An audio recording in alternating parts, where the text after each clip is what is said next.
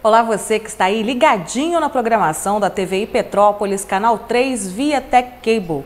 Eu sou a Flávia Rocha e está no ar o Petrópolis em Foco, a sua revista eletrônica diária aqui da TVI, que traz para você várias notícias. E hoje, 29 de outubro, é comemorado o Dia Nacional do Livro.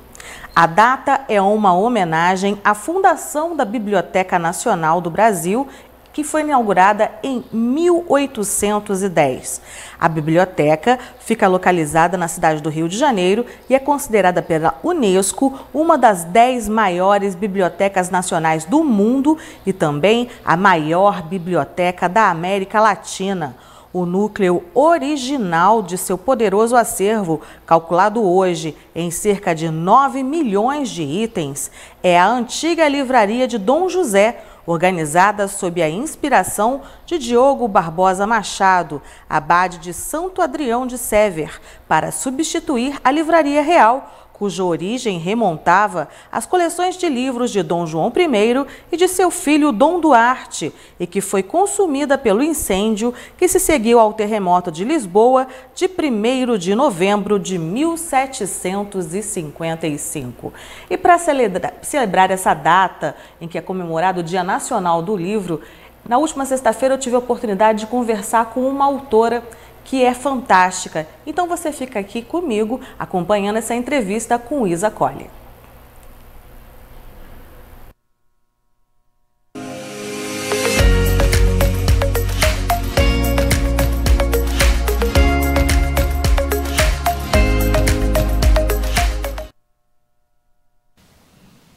E a pauta agora, no Petrópolis em Foco, é com uma escritora, a querida Isa Colli. Muito obrigada por ter vindo. Prazer todo meu em participar do seu programa. Eu estou achando interessante, gente, que eu estou aqui com um catálogo da Colli Books. E o catálogo é recheado de coisas maravilhosas, voltadas também para o público infanto-juvenil, mas eu vi que também tem romances, tem para todos os gostos e para todo tipo de público leitor. Não é isso, Isa? É verdade. Nós temos títulos que agradam desde a criança bem pequena até o adulto. Eu estava dando uma olhadinha aqui e eu fiquei encantada de perceber que a pegada de vocês é uma coisa muito atual, é muito moderno. Vocês têm a questão da sustentabilidade, vocês têm a questão do meio ambiente, vocês falam sobre bullying. Então, como é que vocês estão trabalhando para poder ficar ainda mais presentes na vida das crianças, para fomentar ainda mais a leitura no Brasil? Na verdade, nós estamos focados em escrever observando os objetivos do milênio, porque a ONU ela se preocupa com todos os problemas que acontecem no mundo. Então, a gente observa tudo isso que acontece e procura escrever sobre esses objetivos, né, de uma forma bacana, lúdica, criar histórias interessantes que respeitam, inclusive, a BNCC do Brasil, para que esses nossos livros sejam também sejam atrativos, tenham esse atrativo para as escolas, para os professores trabalharem. Você falando aí em escolas, por exemplo, se as escolas do município de Petrópolis tiver interesse em ter um desses livros, de repente, para o ano letivo de 2020, como é que faz?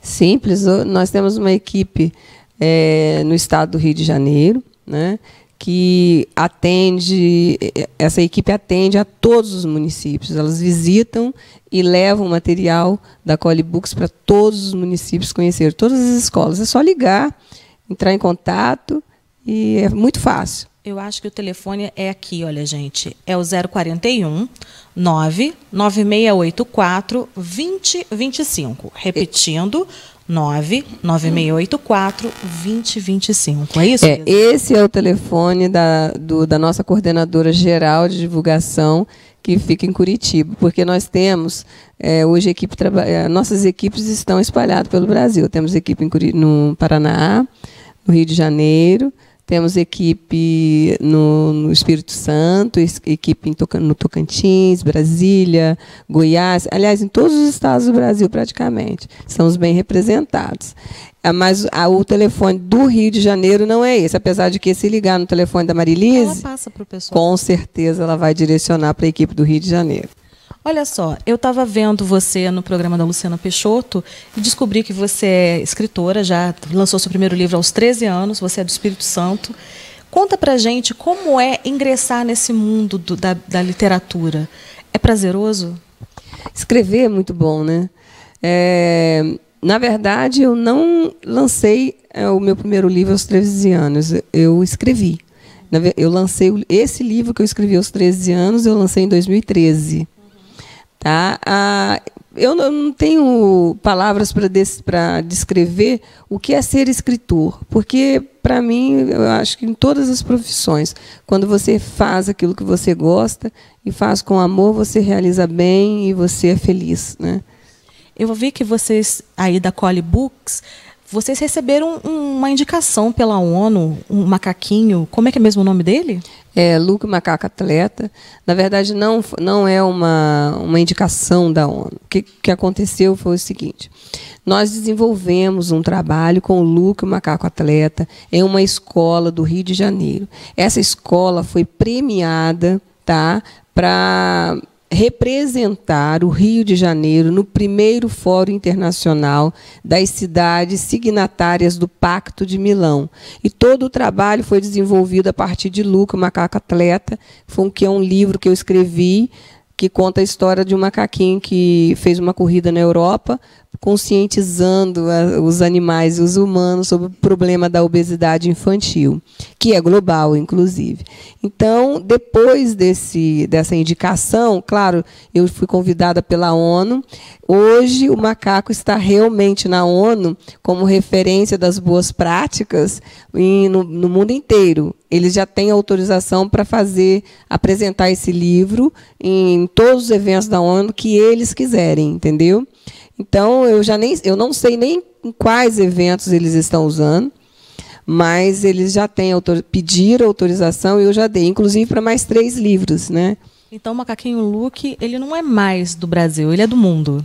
O macaco Luke, a nuvem Floquinho, o rio Grinalda e a Vivene Florini em suas... como é que é? Vivene Florini em suas descobertas na Amazônia são livros do mundo. Um orgulho muito grande, não? Olha, eu me sinto realizada em poder colaborar dessa forma com o nosso país. Apesar de eu não morar no Brasil, eu sou louca por esse país, eu gosto muito do Brasil. Enfim, tudo que eu vejo de bom lá fora, eu quero trazer para o Brasil. Eu chego no Brasil com uma mochilinha cheia de coisas, de ideias, preparo material didático, específico, baseando-me, tentando trazer para cá, entendeu? Tudo que a gente tem, o que tem de melhor por aí. Mas eu também tenho uma coisa para falar sobre a educação no Brasil. Eu que viajo muito e tenho livros hoje adotados em vários países no exterior, percebo que a educação no Brasil é uma educação de muita qualidade. Hoje nós temos profissionais extremamente competentes no Brasil e os trabalhos que esses profissionais realizam aqui é incrível. Nós temos hoje nas escolas verdadeiros artistas. Isso é muito gratificante, saber que você prepara material para pessoas que realmente vão aplicar de forma adequada. Eu achei interessante a temática do livro do Macaquinho Luke, que é essa questão da obesidade infantil, porque às vezes a vida está tão corrida, tão rápida, que o pai não está percebendo, de repente, que as práticas alimentares do filho dele não são adequadas e que isso vai gerar problemas futuros, e de uma forma muito rápida, porque a infância passa muito, muito, muito rápido. Não é verdade, Isa? É verdade. E a criança, ela adquire todos os hábitos do adulto, né? Então, a correria do dia a dia é até compreensível que os pais ofereçam os lanches rápidos, o fast food, como uma opção. Mas até porque algumas pessoas ainda têm aquela mentalidade de que o alimento natural, que o alimento que esse tipo de alimento saudável ele dá muito trabalho para ser feito, ele não é saboroso. Isso não é verdade. Ele, além de ser rápido, ele é saboroso também, depende das formas. E uma coisa que é muito importante, por exemplo, nas escolas no Brasil, existe um trabalho feito pelo CAI, que é o Conselho de Alimentação Escolar, e o PNAE, que é manter nutricionista nas escolas. Então, essa alimentação ela é balanceada. Então, quando esses pais, essas crianças recebem esse trabalho, recebem essa alimentação na escola, eles levam isso para casa. E as escolas hoje elas procuram fazer esse trabalho em parceria com as famílias. Eu estou achando muito bacana que você está muito antenada com o que está acontecendo no Brasil, mesmo morando fora dele, né? E você está botando essas temáticas junto mesmo do cotidiano, do dia a dia das escolas da gente. Porque, por exemplo, você falou aí sobre o Conselho de Alimentação Escolar, que é um dos conselhos importantíssimos que nós temos e atuantes aqui na cidade. Eu tenho certeza que, se eles conhecerem, por exemplo, essa história, eles vão querer prestigiar, vão querer colocar dentro da sala de aula para os alunos debaterem. Eles já conhecem. Eu acabei de participar em São Paulo eu fui palestrante do primeiro Fórum Internacional do CAI, que aconteceu em Guarulhos, e foi uma bênção. Eu palestrei para 666 autoridades diferentes, né, de São Paulo, inclusive nutricionistas, né, falando sobre esse trabalho. E eu participo dos fóruns do CAI, inclusive vai ter agora uma reunião do CAI Estadual do Rio de Janeiro, no próximo dia 7, que eu sou convidada também, apesar de não estar fazendo parte da programação, porque eu não dei a certeza se estaria no Brasil ou não, se eu já teria ido embora, mas me convidaram para participar. E eu estou antenada porque eu escrevo sobre essas temáticas. Então, eu sou a pessoa que leio até bula de medicamento. Então, eu leio todos os editais, eu leio a BNCC, eu sei a BNCC toda, todas as leis que saem no Brasil voltadas para a educação, eu procuro, eu leio, eu recebo os editais, eu recebo tudo. Tudo que eu recebo, eu leio e realmente eu sou antenada porque eu procuro. É o meu trabalho, é a minha profissão. Perfeito. Eu só não sou educadora, tá? Mas você é jornalista. Sou jornalista. Por formação, sou jornalista, mas ainda...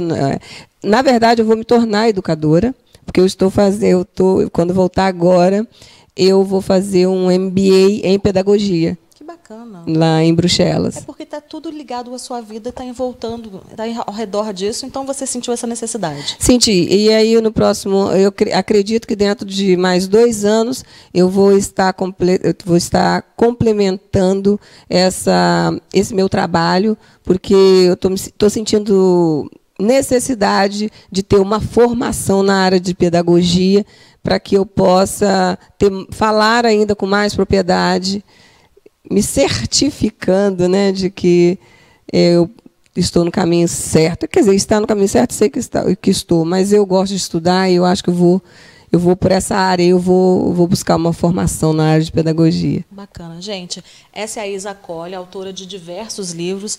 Olha aqui, esse aqui é Ulisses no Reino das Letras Douradas, com ilustração do Gustavo Milani, pela Colli Books. Colli Books é meu selo que eu lancei em 2018, e esse livro ele foi lançado na Bienal, na última Bienal.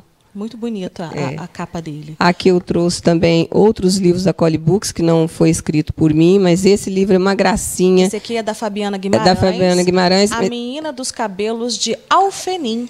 Cabelo docinho, né? Bonitinho. Alfininha docinho. Coisa delicada. Mas ele é para creche. Um livrinho especial para creche e fala sobre piolho, né? Ah, meu Deus do céu. Qual criança que não vai para a escola e acaba pegando piolho e a mãe fica maluca? Então, de repente, você lendo esse livro, você não fica tão nervosa, acalma, desmistifica, né? Porque, principalmente mãe de primeira viagem, na hora que aparece o bendito do piolho, fica enlouquecida. Eu digo isso porque eu já passei por isso, gente. É verdade. Esse é da Nete Lacerda. Olha que bonito, gente. E se fosse com você? Fala sobre bullying. É uma temática atual, importantíssima de ser conversada e das pessoas se policiarem mais nos comentários, serem mais gentis, serem mais elegantes, porque às vezes até nas redes sociais as pessoas colocam alguns comentários que são totalmente desnecessários. Verdade. Tome cuidado com o que você posta em redes sociais, porque o print ele serve como prova e existe a delegacia de crimes virtuais, caso você não saiba. Então, às vezes, você fala assim, foi sem querer, foi uma brincadeira. A brincadeira ela não fere, a brincadeira ela não maltrata, a brincadeira não machuca. A brincadeira ela é legal tanto para mim quanto para você. Então, vamos tomar cuidado, né, Isa? É verdade. As redes sociais, elas fazem bem, muito bem, mas elas também fazem mal. E nós precisamos ter cuidado, principalmente nós que somos formadores de opinião. Com certeza. Tá? Nós temos que ter muito cuidado com o que a gente fala nas redes sociais, porque, além de observados, nós somos exemplos, né? Considerados exemplos. Olha que bonita essa capa, gente. Esse livro é A Nuvem Floquinho, uma nuvem ambientalista, que fala sobre o problema da água no mundo. Tá? Só temas atuais, só temas relevantes. Eu estou encantada com esse selo seu, porque você está trazendo informação para a criança de uma forma lúdica. Está formando os cidadãos do futuro. Exatamente. Mas tudo que a gente ensina para a criança na primeira infância, isso fica. E eu digo o seguinte, nas entrevistas que eu concedo, eu sempre digo que eu quero fazer a minha parte para que o cidadão de amanhã seja melhor do que eu sou.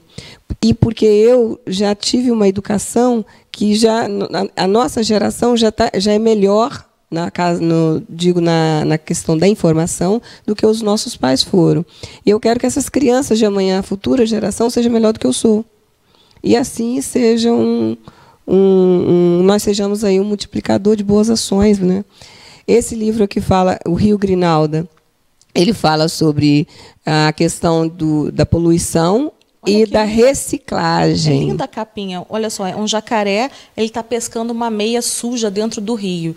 Lembrando, gente, do horário de levar o lixo aí na sua casa. É uma questão de responsabilidade social. Se você sabe que o lixeiro passa na sua rua segunda, quarta e sexta, não descarta antes, gente.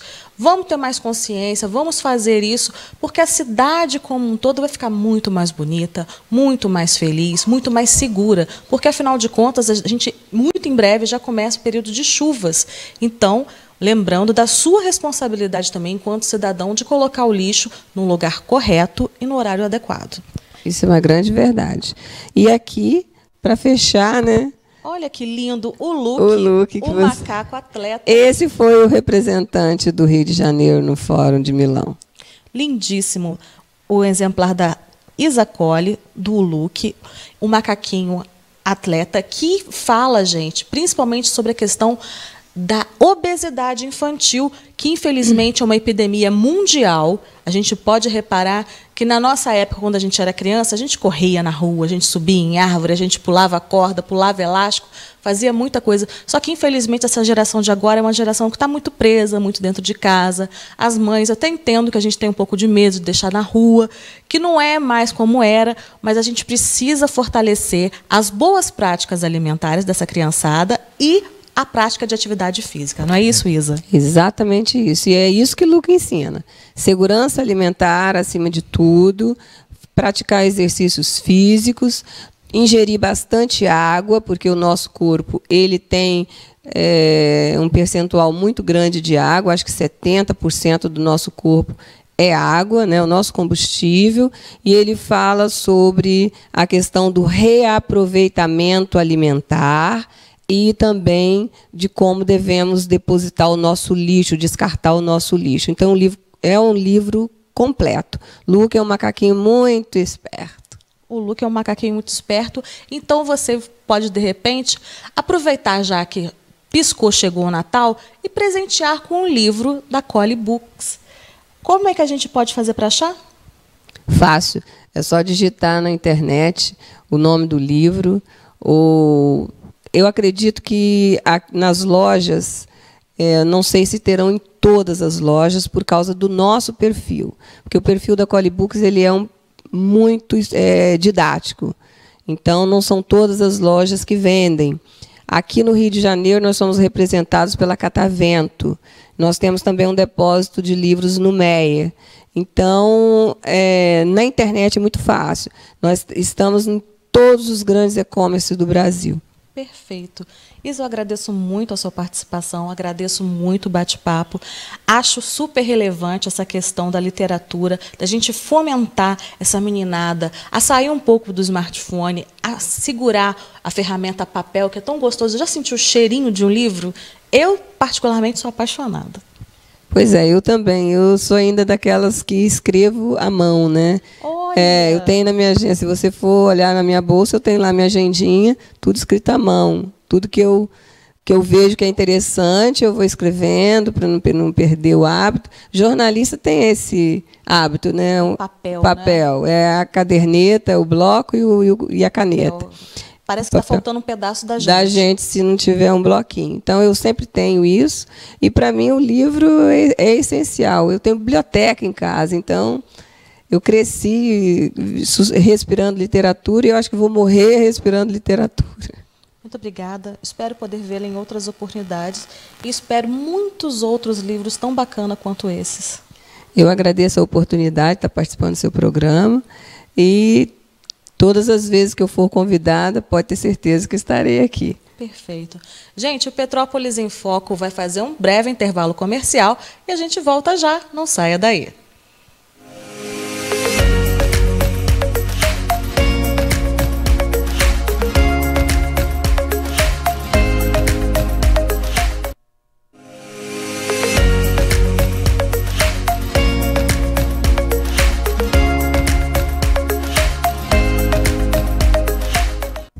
Já imaginou ter uma filmagem ou foto aérea com drone?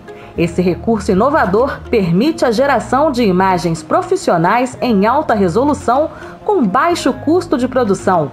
Venha conhecer o trabalho da Serra Drone Petrópolis. Trabalhamos com todo tipo de fotografia e filmagem aérea, imagens e vídeos para marketing digital, inspeções de telhados, galpões e fábricas, eventos, casamentos, dentre inúmeras possibilidades.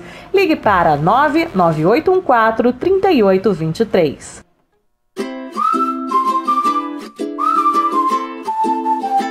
Alô, galera de Petrópolis, aqui é o humorista Pedro Manso do programa do Ratinho e do Domingo Legal do SBT. Dia 2 de novembro estarei na Casa de Portugal aí em Petrópolis a partir das 7 horas da noite e você não pode perder um super show de humor. Ô, louco meu! Maiores informações é só ligar aí, ó. Vamos? Brincadeira, bicho, quem sabe faz ao vivo. Vai lá, Brasil!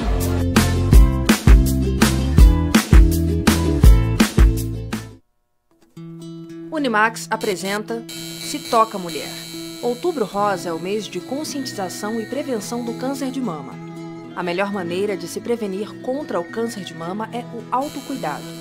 A cada ano, cerca de 60 mil mulheres recebem o diagnóstico da doença.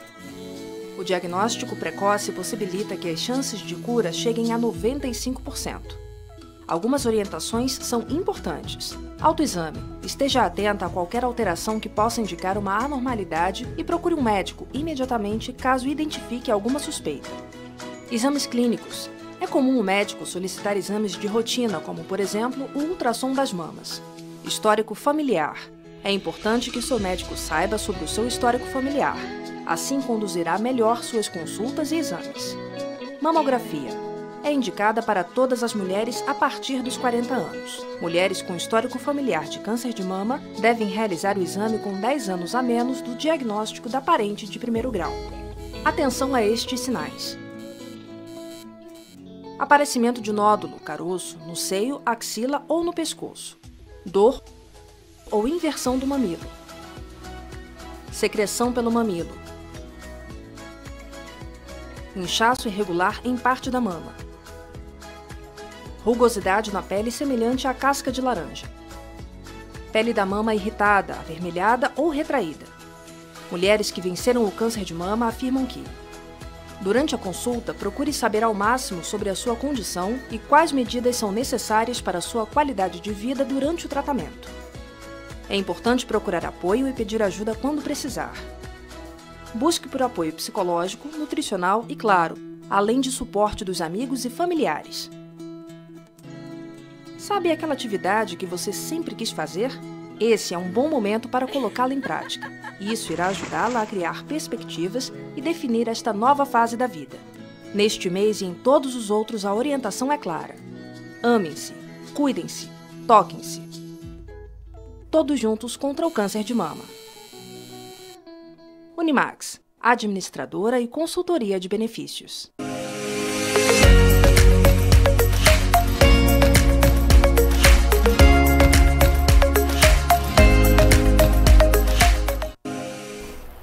De volta com Petrópolis em Foco, a sua revista eletrônica diária aqui da TVI Petrópolis, canal 3 via Tech Cable.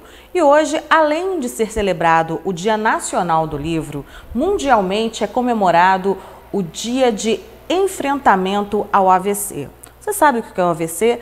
Nas mídias sociais, com o falecimento do ator e diretor Jorge Fernando, que faleceu em função de um AVC, está todo mundo falando sobre isso, gente. O AVC é a segunda causa de morte no mundo e a primeira causa de incapacidade.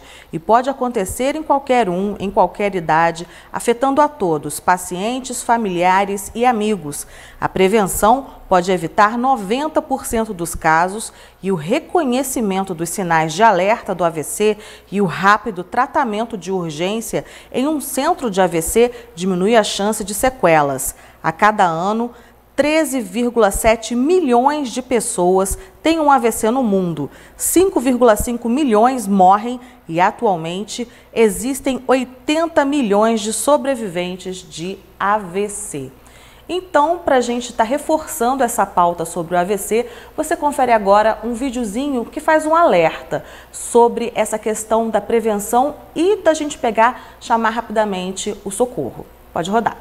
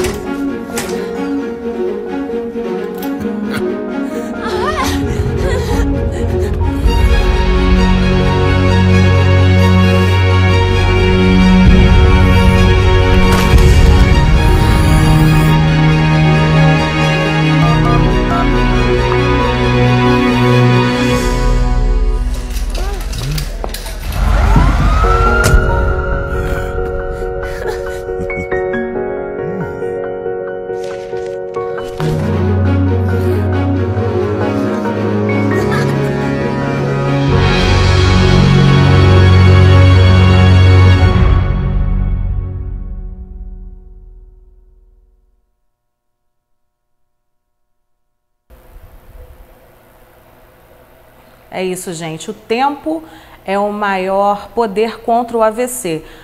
Como você viu aí na animação, o menininho colocou o avô de lado, né, e chamou rapidamente o socorro e isso possibilitou que a vida do avô fosse salva. Então, se você vê alguém aí passando mal, você tenta colocar a pessoa de uma forma confortável, não mexa muito na vítima e chame ajuda de gente responsável, tá bem?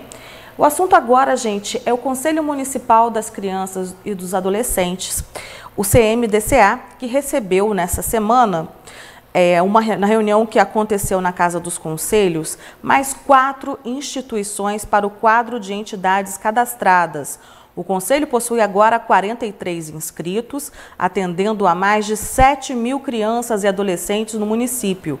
Durante a reunião, também foram divulgados os 19 projetos assistenciais, no valor de até R$50 mil, que serão financiados pelo Fundo Municipal dos Direitos da Criança e do Adolescente, o FUNCRIA. A comissão do CMDCA apresentou as 4 novas instituições que agora fazem parte do Conselho: Associação de Apoio à Escola Abelardo Delamário, no Caxambu, Centro de Reintegração da Infância e Juventude, no Alto Independência, SESI e UCP. O CMDCA é paritário, que conta com a participação da sociedade civil e do Poder Executivo Municipal. Ele propõe, delibera e controla as políticas públicas municipais voltadas para as crianças e adolescentes da cidade. Ainda durante a reunião, a comissão divulgou os 19 projetos sociais apresentados pelas entidades cadastradas no CMDCA, que atenderam a todos os critérios definidos no edital do dia 30 de agosto de 2019. Uma das exigências para aprovação era ter 2 anos de registro no CMDCA, ter 60% de presença nas reuniões ordinárias, estar em dia com o Fundo de Garantia, INSS, direitos trabalhistas, entre outros. A gente vai tentar agendar aí com a pessoal da Ascom da Prefeitura de Petrópolis uma entrevista com o presidente do Conselho Municipal dos Direitos da Criança e do Adolescente, que é o também secretário da cidade. Gente, me fugiu o nome do rapaz. Renan Campos, isso, perdão. Renan Campos, para ele pegar, tá falando para a gente um pouquinho a respeito do CMDCA, explicar essa questão do FUNCRIA. Caso você não saiba, o FUNCRIA, esse fundo aqui da nossa cidade, você que é empresário, você pode pegar, declarar o imposto de renda, você faz uma doação e tem um abatimento no imposto de renda. Eu acho interessante que a gente esteja divulgando essas ações.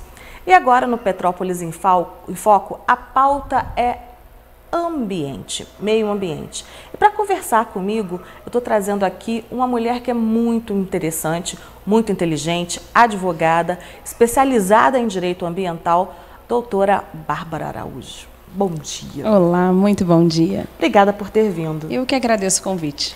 Olha só, para começar o nosso assunto, eu acho que a gente tem sempre que estar trazendo o que está acontecendo de cara. A gente tem aqui as questões, por exemplo, no Nordeste, derramamento de óleo que teve. E assim, a gente fica de longe, porque não faz parte da nossa realidade, mas a gente fica imaginando, enquanto o direito ele pode realmente, de fato, fazer com que um desastre ambiental daquele porte minimize os efeitos para a sociedade. Bem, o que estamos passando no Nordeste já é considerado um desastre ambiental de grande proporção, né? Principalmente porque não se conhecem os riscos dos efeitos desse derramamento de óleo. Como algumas pessoas podem ter acompanhado, a gente está tendo um derramamento de óleo bruto, ou seja, petróleo bruto mesmo, né? E algumas informações ainda não são confirmadas. O que se sabe é que foi um derramamento de óleo, já foi retirado mais de 1.000 toneladas de material. É muita coisa. É muita coisa. Em que pese para nível de mar, né, de depuração de quantidade de mar, ainda não seja considerado algo muito grande, mas a partir do momento que esse óleo é um produto químico e que ele causa alterações químicas aonde ele acessa, então, e principalmente nas margens dessa costa brasileira, né, são acho que 2.250 quilômetros de atingimento desse óleo. Isso significa, na verdade, efeitos negativos por décadas, porque milhares de famílias vivem do mercado pesqueiro nessa região, do turismo. Então, isso vai impactar não só ambientalmente, mas socioeconomicamente no Brasil inteiro, não somente no Nordeste. Porque você imagina, se tantas outras agências, vamos pensar bem de maneira macro, agências de turismo do Brasil inteiro que vendem pacotes de turismo para o Nordeste. não vão comprar. Eu não vou para o Nordeste. Se eu quero tomar banho nas praias paradisíacas, não vou, porque eu sei que eu não posso tomar banho, porque elas estão poluídas, estão, inclusive, interditadas, né? Então, isso vai impactar a nível Brasil, na economia e na sustentabilidade. Por quê? Porque os peixes, eles precisam dos manguezais para se reproduzir. E os manguezais estão sendo enormemente... Focados, né? Exatamente. Porque o óleo ficou por cima e está matando os Exatamente. Manguezais. Então, o direito ambiental está intimamente ligado a tudo isso. Primeiro, a vida, né? Primeiro porque, quando se acontece pela legislação, que foi criada, se eu não me engano, em 2013, deveria existir um plano nacional de atendimento emergencial para esse tipo de situação. Isso não tem, doutora? Até agora a gente não viu. Inclusive, a União Federal está sendo processada pelo Ministério Público Federal para que tenha a obrigação de fazer. Ontem foi apresentada mais uma denúncia pelo Ministério Público Federal, onde a União, que seria, no caso, o Ministério do Meio Ambiente, deixou 10 provas que o Ministério do Meio Ambiente deixou de apresentar, ou seja, uma omissão do Ministério do Meio Ambiente em relação a um plano de atendimento emergencial para algo do tipo. Óbvio que a gente não tem que pensar que o atendimento tenha que ser tão imediato e eficaz, porque ninguém está preparado, mas a obrigação legal é que esteja. Então, o Ministério do Meio Ambiente deveria já ter tido mecanismos para mitigar, minimizar os efeitos desse desastre ambiental que estamos sofrendo. Uma coisa que me marcou muito é que as pessoas que estão indo lá e limpando a área sem equipamento de proteção nenhum, e vi uma foto de um menininho, ele deve ter uns 12, 13 anos, totalmente coberto de óleo, limpando. Aí depois ele falou que a mãe dele viu a foto e ele deu uma bronca nele, porque a gente não sabe o que esse óleo, ao contato com o ser humano, pode gerar no nosso organismo. Não sabemos, porque, na verdade, nunca se teve essa incidência, né? O que se está fazendo lá no Nordeste, em todos os estados, principalmente iniciou em Pernambuco, porque, na verdade, esse atingimento desse óleo começou em setembro, na primeira semana de setembro. E só agora que isso se tornou algo repercutível, porque começaram dentro do judiciário a mover ações em face do governo federal para que alguma coisa eles fizessem. Essa situação da exposição dessas pessoas aos riscos que não são conhecidos, ela agora está sendo monitorada pelo Ministério da Saúde, onde os estados estão, junto com a Fiocruz, se eu não me engano, criando equipes de monitoramento através do SUS do que essas pessoas podem vir a ter. Elas podem começar como ter alergias e até a incidência do câncer. E não se sabe se isso vai acontecer e quando vai acontecer, porque essa exposição é a exposição a um produto químico altamente contaminante, né? Fortíssimo, né? Fortíssimo. Tanto que numa plataforma ou numa refinaria, existem todos os equipamentos de proteção individual exigidos por lei para que os empregados, as pessoas que trabalhem com isso, estejam protegidas. E essas pessoas estão totalmente expostas. E inclusive, as pessoas que trabalham em plataforma, elas têm aquele adicional de insalubridade, de tão forte que é essa questão desses materiais químicos aos quais as pessoas elas estão diretamente ali ligadas no trabalho. Outra coisa também que eu fico um pouco receosa é, por exemplo, ali tem muitos peixes, as pessoas vivem daqueles peixes. Será que eles pararam de pescar? Sim, pararam. Hoje não tem como fazer a pesca autorizada, por óbvio, e isso está impactando a economia local. A economia e a vida, né? Efetivamente, quantas pessoas terão a sua subsistência afetada? Quantas famílias? Pega ali e come. Aquele peixe é do dia a dia, né? Sim. E o que acontece? Eles ainda estão encontrando peixes. E aí já estão encontrando peixes com seu interior com óleo. Nossa. E é o que a gente falou no início. Os manguezais são os berços, como se fossem berçários mesmo. Os peixes e todas as outras espécies marinhas, elas normalmente encontram no manguezal a segurança para se reproduzir.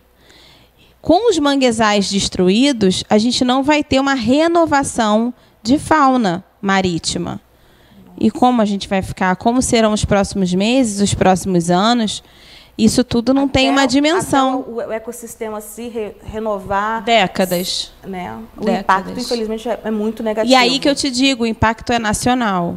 O impacto é nacional, até internacional, porque pessoas que vinham para gastar o seu dinheiro no Brasil, naquela região, não virão, porque não conseguirão usufruir dos benefícios que aquele paraíso fornece para a gente, né? É tão triste. E a gente, às vezes, acha assim, que o direito está tão distante do nosso cotidiano, da nossa vida real. E quando acontece um evento desse, super negativo, infelizmente, a gente vê como a gente realmente precisa de leis fortes, atuantes, para poder que seja solucionado isso de uma forma rápida, que infelizmente não tem acontecido. O direito ele está em todas as etapas. Na primeira etapa é na criação de uma legislação para buscar os princípios da prevenção e da precaução. Quais sejam esses princípios? Os princípios para evitar o dano, efetivamente, evitar o risco, né? Mesmo que o risco seja conhecido, que se criem mecanismos para mitigar, para diminuir os efeitos dele, ou que neutralize ele, efetivamente.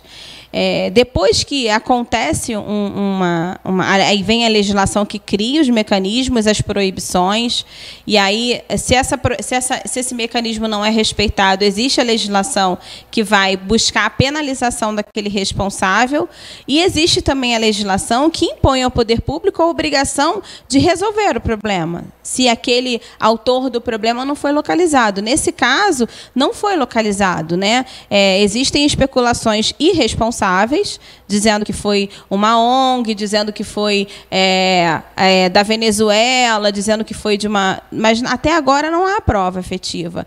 Há prova de que, provavelmente, o mais provável é que um navio...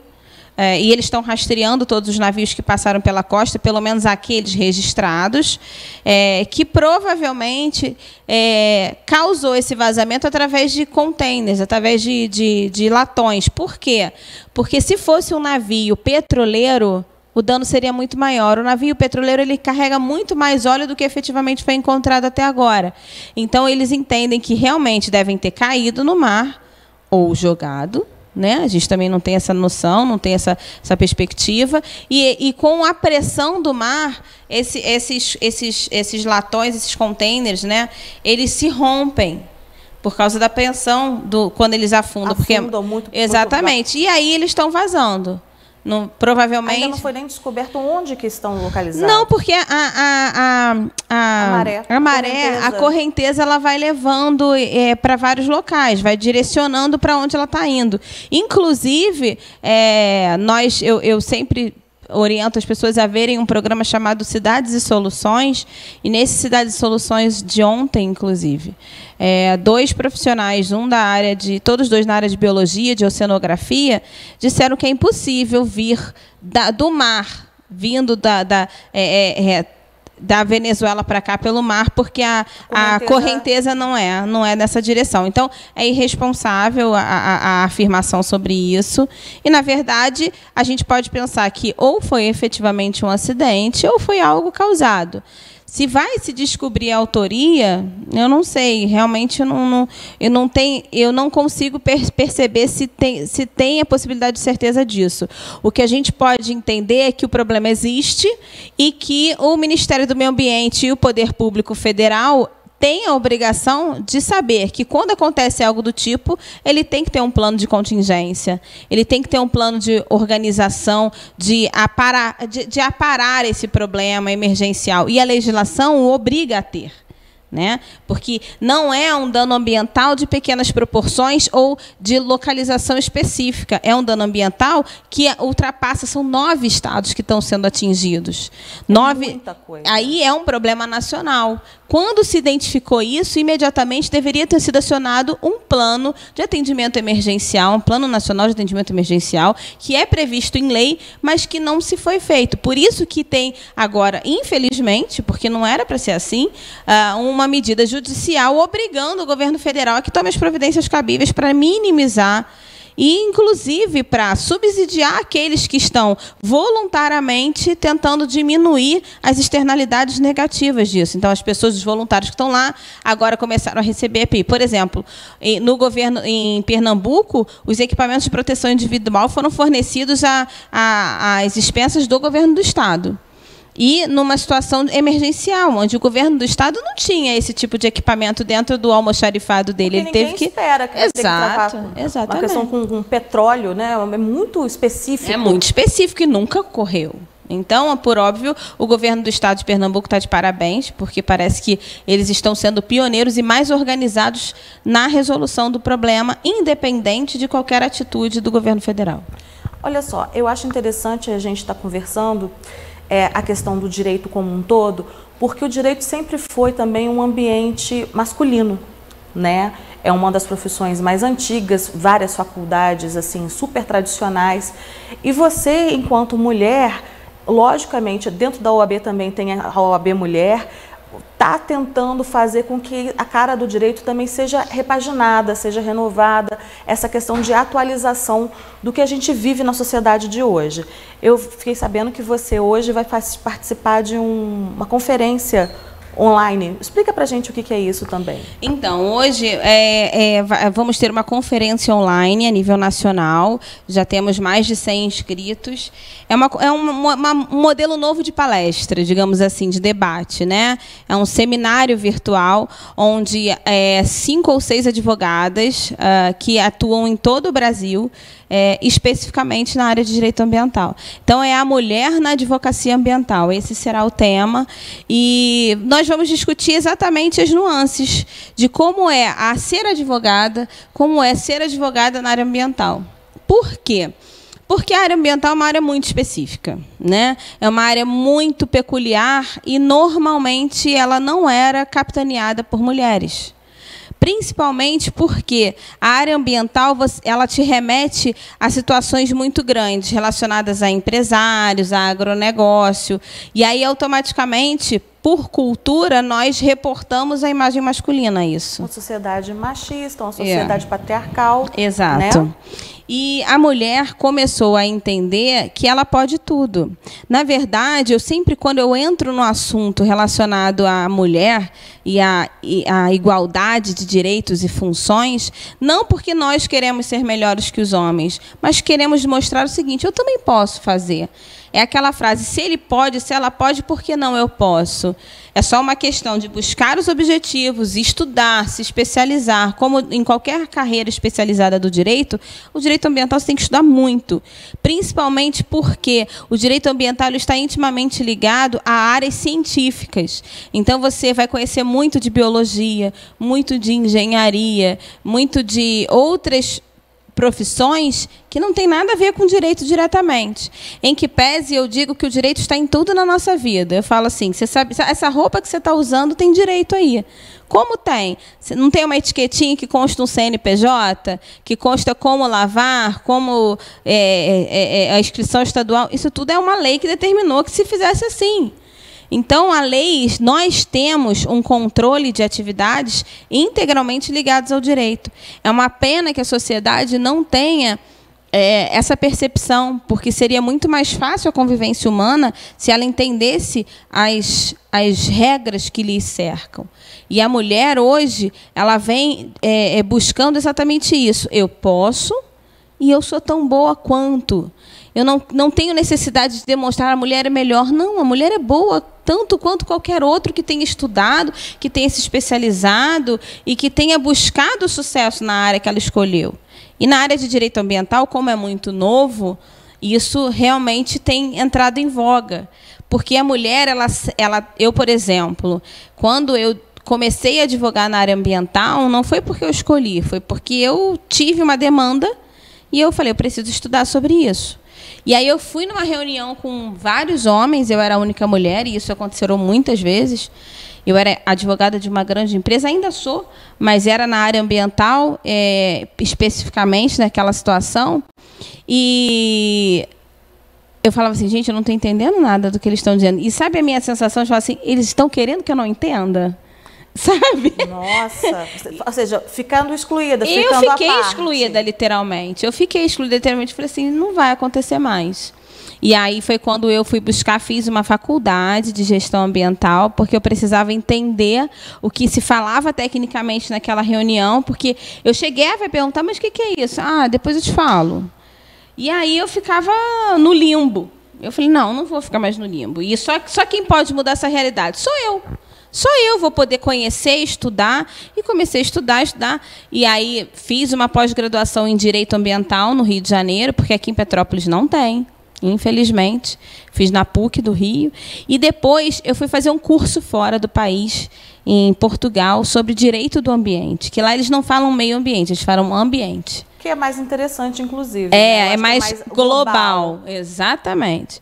E fui fazer um curso que eu me apaixonei. Então, desde então, eu não abandonei mais. Há quantos anos você atua na área? 12 anos. 12 anos, desde o primeiro contato como advogada. Na época de estágio, eu estagiei na Petrobras Distribuidora. Olha. Aí eu estagiei na área de o jurídico ambiental. Então, eu pude também ter contato com a parte de petróleo e gás. Mas era estagiária, então tem as limitações, né? E eu fiz estágio lá por 2 anos. Já me apaixonei por ali, mas não sabia que eu ia profissionalmente, na hora do vamos ver, ir para a área ambiental. E hoje eu sou apaixonada pelo tema. Comecei a me aproximar, eu sou do Rio de Janeiro, né? Estou aqui há 12 anos. Comecei a me aproximar da OAB, pedi para fazer parte da Comissão de Direito Ambiental, e desde as últimas 2 gestões eu sou presidente da Comissão de Direito Ambiental da OAB Petrópolis. Você, enquanto mulher, você vê, ao longo desses 12 anos atuando na área, você vê conquistas reais para as mulheres advogadas? Muitas, muitas. No início, como eu advogava por uma grande empresa, eu ia para os eventos e não enxergava mulheres com voz. Eu vou a muitos congressos no Brasil todo. E, antigamente, você não via mulheres. Hoje, você já vê painéis de mulheres. Eu fui a um congresso agora em São Paulo, agora em setembro, e tinha um painel exclusivo feminino.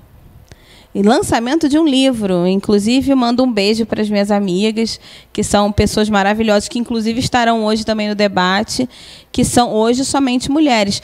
O que você não via há alguns anos atrás. Primeiro porque a mulher não podia estudar. A mulher não podia votar. A mulher não podia trabalhar. A mulher não podia se manifestar publicamente. Então, você imagina quantas décadas os homens tiveram de evolução que as mulheres não puderam ter. Então, esse período que nós fomos negligenciadas, ele está ficando para trás. Então, por óbvio, a mulher ainda vai ter que galgar muito espaço para chegar no nível dos homens, não porque eles são mais... Eu sempre digo isso, não porque eles são mais inteligentes, porque eles tiveram mais tempo, mais oportunidades. Você também acredita que agora, com essas mudanças de legislação eleitoral, a mulher vai ficar mais fortalecida também na parte política? Ela vai ter mais presença? Eu espero que sim. Porque, estatisticamente, se nós começarmos a observar, todos os grandes crimes relacionados a crimes políticos, crimes financeiros no Brasil, foram praticados por homens. Raramente você vê uma mulher envolvida. A mulher é mais cautelosa, a mulher é mais medrosa, a mulher é mais sensata nesse sentido, o homem é mais impetuoso, o homem é mais corajoso, o homem arrisca mais. Isso é bom e ruim. Por quê? Você pode escolher o caminho negativo e positivo. Então, se você é impetuoso, se você é obsessivo para algo ruim, por óbvio, você tem mais chance de errar. A mulher é mais cautelosa. Não é à toa que as mulheres hoje pagam o seguro de veículo mais barato. E em todas as nuances mercadológicas, a mulher é vista como uma administradora mais sensata. Né? O homem é mais impetuoso e isso ajudou ele muito cientificamente ao longo das décadas. Mas os resultados também negativos dessa impetuosidade trazem situações que nós assistimos hoje no país. Então, hoje, a mulher precisa tomar a coragem de ingressar na vida política e ter a sua voz.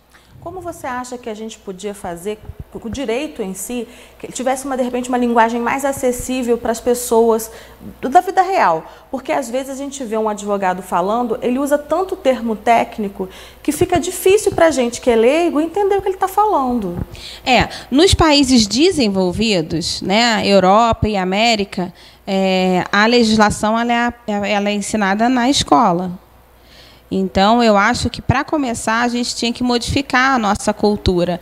Eu acho que todo mundo tinha que ter conhecimento da Constituição Federal, numa linguagem mais fácil, né? Eu sempre tive vontade de fazer um projeto que eu ainda não consegui, mas eu vou atingir isso na minha vida. É dar aula para adultos em fase de alfabetização ou em fase educativa, aqueles adultos que não conseguiram estudar. O do EJA, né? Do ensino de jovens adultos. Exatamente. E trazer para eles a realidade da lei. Porque as pessoas chegam à sua maioridade hoje e não sabem o que é lei. Eu só sei que se eu roubar, eu sou preso. Eu matar, eu sou preso. E aí também tem aquela coisa assim, se não pagar a pensão, é preso. Só isso. Né? Essa é a limitação do que as pessoas sabem do que pode e o que não pode fazer. Agora, eu sei que se eu avançar o sinal, eu sou multado. Mas a legislação é muito mais do que isso. A nossa vida é regrada pela lei. Então, eu gostaria de aplicar, mesmo que não tenha uma legislação que determine no estudo, na cadeia, né, estudantil, a informação de legislação, mas eu acho que eu ainda tenho vontade de participar de algum projeto nesse sentido. Olha só, recentemente foi feita aquela lei que proíbe sacolas plásticas nos supermercados. Você, enquanto especialista nessa área de direito ambiental, você acha que foi uma lei válida? Ou você acha que tem muita questão por trás assim, de muita mídia, muito marketing? Tem vários pontos de vista. Vamos ao ponto de vista prático. Foi válida pelo seguinte fato: agora as sacolas obrigatoriamente têm que ser biodegradáveis. Então, aquele dano ambiental que a gente gerava ao longo dos dias, das horas, dos anos, de acúmulo de plásticos não recicláveis ou não depuráveis no meio ambiente, isso vai acabar ao longo das décadas. Então, os sacos plásticos biodegradáveis, aqueles que são vendidos agora porque você não tem mais de graça, são vendidos no supermercado, se você destiná-los incorretamente, pelo menos o meio ambiente vai depurá-los. Então, esse ponto eu acho extremamente favorável. O que eu não acho que a pegada legislativa não deu é na educação. Porque nós, e eu me coloco nesse sentido, ainda não nos acostumamos a levar a sacola para o supermercado e fazer as compras com a sacola. Então, a gente está pagando por essa mudança legislativa. A educação não foi suficiente. Por quê? Ela não tem que começar na fase adulta. É mudança de comportamento. É a mudança de comportamento. Se você for fora do país, por exemplo, você não tem como carregar suas compras. Lá eles não vendem. Tem locais que não vendem. Ou você leva uma caixa, ou um carrinho de feira. Ou você não vai conseguir carregar. Lá é mais radical. Aqui você tem a possibilidade de pagar 5 centavos na sacolinha, lá na fila do supermercado. Então, assim, a educação mudou? Não. O que mudou, único e exclusivamente, é que as sacolas agora são biodegradáveis. Em tese, tem que ser, pela legislação. Mas a educação, não vejo que tenha mudado, não. De repente, então, seria importante a gente reforçar a prática educacional ambiental como um todo, né? Igual, geralmente, a gente conversa aqui sobre questões de lixo, que tem tudo a ver com o cotidiano da gente, com o dia a dia, descartar corretamente o lixo. Às vezes até assim, por exemplo, quebrou uma lâmpada na sua casa, como é que você vai colocar isso no lixo? Você tem que lembrar que veio vir um coletor, ele não sabe o que tem ali dentro.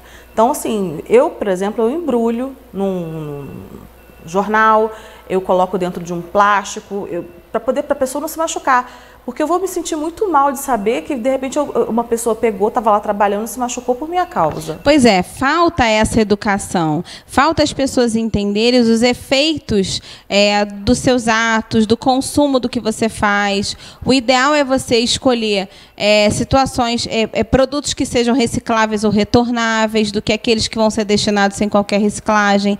Entender quais são os efeitos negativos dessa sua atitude.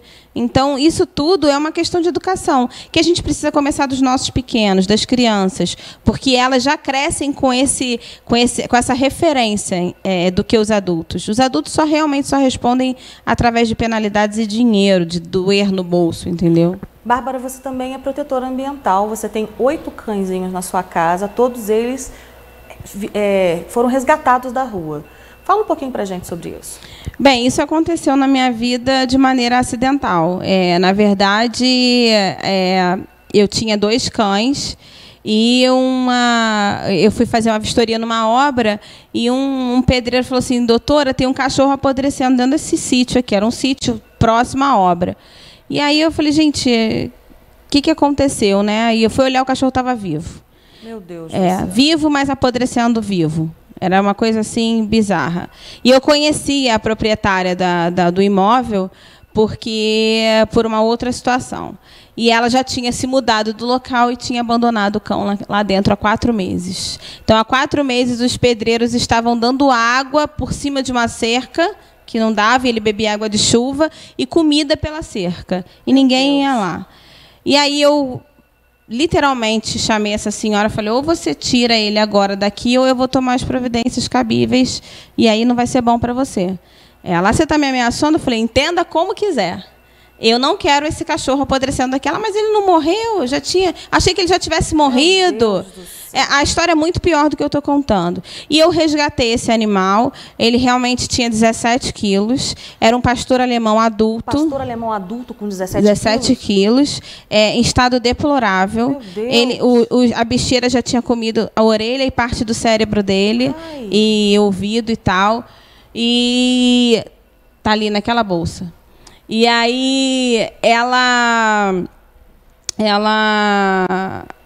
me entregou o cão, eu cuidei dele, ele ficou 6 meses internado, foi uma fase muito difícil. E ali eu percebi que eu precisava fazer a diferença. Que eu não conseguia mais enxergar cães de rua machucados sem nenhum socorro. E hoje eu tenho 8 cães. Não tenho condições de tê-los mais. Se eu pudesse, eu teria um abrigo. Meu marido joga na Mega Sena todas as semanas para a gente ganhar um dinheiro para ter um santuário de resgate de animais que sofrem. E eu tenho cães especiais, eu tenho cães epiléticos, surdos, cegos, sem pata, sem orelha. São todos os meus filhos. E eu mando esse recado para o ser humano: se você tem dúvida do quanto os animais possam te ajudar a evoluir, experimente. E eles são maravilhosos. A gente anda na rua, encontra um cachorrinho de rua, o olhar que ele dá para a gente mexe, toca. É gratidão. Você imagina quantas pessoas passam ali e não olham para ele. Eu digo que é o mesmo que uma pessoa que mora na rua. Quantas pessoas passam pelas pessoas de rua, pelos andarilhos, e não olham para eles? Não dá um bom dia. Não dá um bom dia.